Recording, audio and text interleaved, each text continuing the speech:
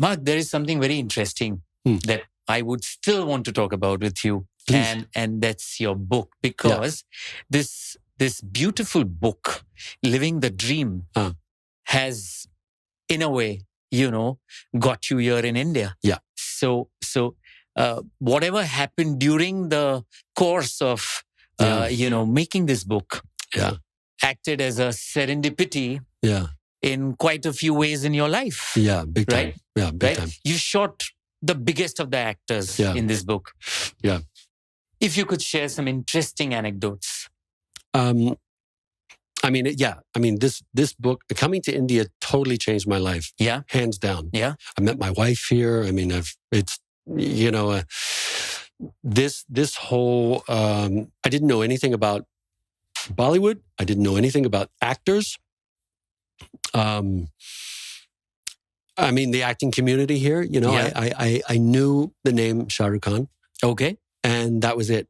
So, when I had this idea for this book, a friend of mine, or a new friend of mine at the time, put together a list. I said, create a very diverse list of, actors from A to Z, from, I want every branch of the tree was my sort of go-to metaphor.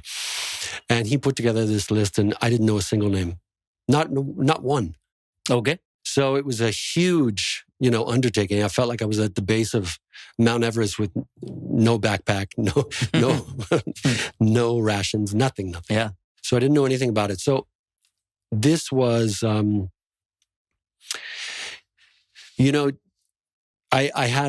was also very lucky because, I was coming as a white foreigner, who had some experience, but people really didn't even care. Like they were just they would take meetings without even asking, without even seeing any of my work. So that was very lucky. Okay. I was also had a very genuine curiosity about, I wasn't coming here with some ambitious, with an ulterior motive. Yeah, with some ulterior motive and this, burning ambition. I'm going to do this thing forcefully. I was just had this curiosity about, well, I know what life looks like for an actor in the West. I'm curious what it looks like here for you. And so it was that genuine curiosity that I think really started to create that serendipitous blossoming of energies here for me. Like I felt like I was being welcome. It was everywhere I turned. It was like people were welcoming me into their homes, and I was getting invited to things where I don't even know how. And I was suddenly sitting with, Dharmendra in his living room, and he's talking about, love, and it was just a miracle. It was incredible. It's incredible, indeed. Incredible. Yeah. And and of course, because I was photographing everyone from student to Salman to Nasir to, everyone's got, everyone's got baggage, We would love to hear some of your stories. It's like, some... because these stars have larger than life egos. They have, everyone has an ego. Everyone. Human beings are built that way. But then, of course, but when you are a star, it is different. Tack on, great wealth and fame, then it becomes, something else. And and understandably so to some degree. You kind of empathize a little bit. But I did have one very peculiar experience where I had met Anil Kapoor. Okay. And at the time, he was shooting a show in the West, and I can't remember the name of it, but with Kiefer Sutherland. He was doing some series in the US, right? Yeah. It was a web series. It was a web Yeah. And so he had great success with Slumdog, and so anyway, so he was very well known in the West. Yeah. So I was telling him, so I got a meeting with him. First of all, I don't even know how I got the meeting, but I did. And I was sitting in his trailer, and I was telling him that he should be on the cover of the book, that he was the best known face, and he was, the Kapoor that everyone, in the West could identify with. And he was agreeing with me. that he should be on the cover, and then we met for a while, and then we sort of said, well, let's meet again, and we'll take this further. Cut to about 2 weeks later, I somehow miraculously get an interview with Bowman Irani. Okay. So I get to meet Bowman and shoot him on the set, and I arrive at Mehboob Studios and to shoot Bowman, and I realized when I get there, I said, oh wow, that's Anil Kapoor's vanity there. Like maybe he's on the film too. So he was on the film. Yeah, he was on the film. Yeah. In fact, he was the star of the film and producing the film. Okay. And so then I was in Bowman Irani's dressing room photographing him, and Anil comes into the room so they could rehearse their scene. And he greets me. He remembers me from 2 weeks ago and said, oh yeah, why are you here? And I said, oh, I'm here shooting Bowman for the book that I was telling you about. And he said, oh, okay.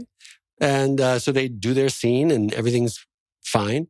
And then we go in and they're on the set shooting the scene. And then there's like a little break, in between changes and whatever. Yeah. And so we're sitting, it was kind of a little half circle. And I'm sitting with Bowman because that's who I'm there to photograph, obviously. But right across from us is Anil, who is, in this scenario, the king of the castle. Yeah. And I'm sitting with the court jester, so to speak. I'm hanging out with the court jester in front of the king, who I just told 2 weeks ago is my cover of the book. It was incredibly awkward for me. I think maybe for him, I don't know, but it was very awkward for me.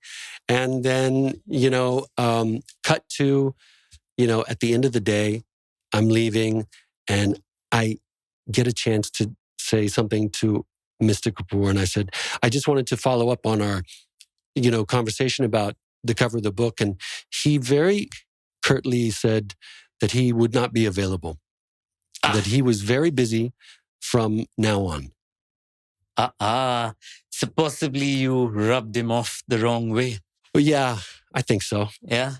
So star egos, they are very fragile. But I think it was all very unknowingly done, right? Of course. How was I to know?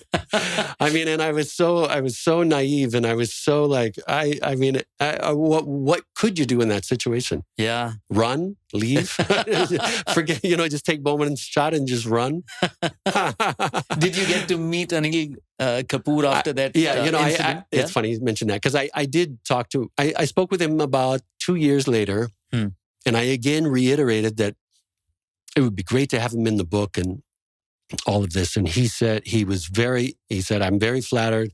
I appreciate it. But I do have a biography coming out, and I'm just going to, that's going to be my book for the year. And I said, sure, I totally understand. It was very cordial and it was very sweet, and he was very kind.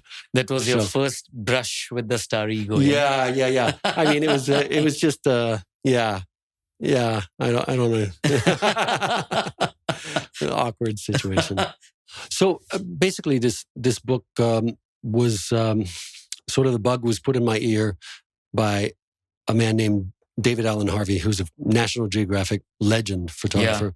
Yeah. And so he and I were talking about projects one day because photography was a second career for me. Mm-hmm. So he was saying, you really need to do a book if you're going to, come into this, at this stage in the game. You're not going to be, interning at the New York Times or the LA Times or whatever.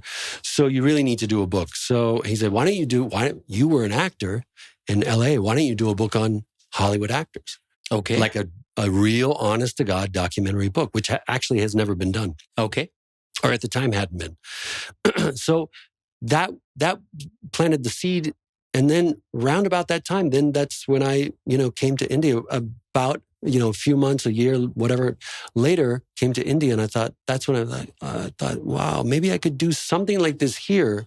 But Mark, what is this book all about? It's about the acting, it's quite a, anthropological kind of dive. It's into the acting community, here in Bombay, where I've interviewed almost 120 actors and photographed them. So it's a coffee table book. I mean, it's you get to see what life looks like at every different stage of an actor's life, whether they're a student, whether they're struggling, what their apartment looks like compared to what Arjun Kapoor's apartment looks like, compared to, what it looks like backstage if you're Ranveer and you're about to come down onto the stage. I mean, it's like you get to see all this insider, backstage stuff, but it's not just, BTS. Like it's also, you get to see people in their home environments. Heeramandi, like is watering her plants. Like these really mundane acts.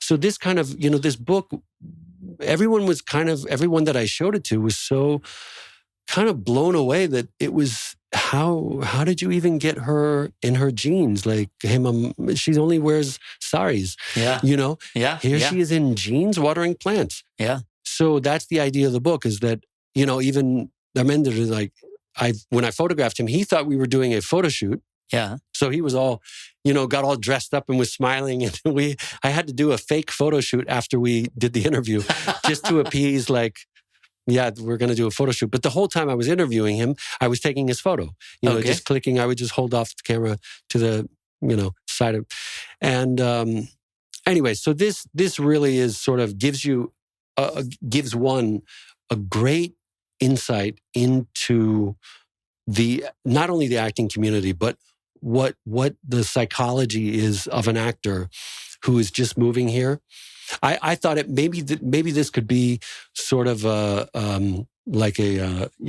textbook for some actors who come here, and they really are genuinely, they don't know. They're so naive. Like there's one guy who he just showed up at Shah Rukh Khan's house and thought he would just do a monologue. He literally thought he would just show up and knock on the door and do a monologue and say, "Put me in the movies." In one of your movies, yeah. I mean, how... And he's not the only one.